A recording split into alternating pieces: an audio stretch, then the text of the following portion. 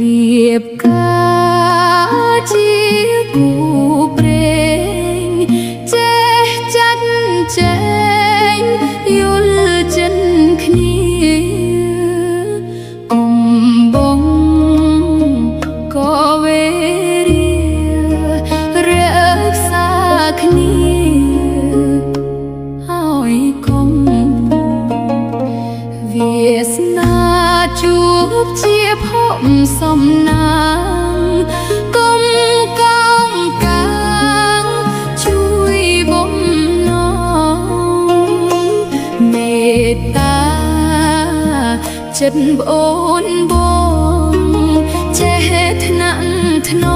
មក្តីសង្ឃឹម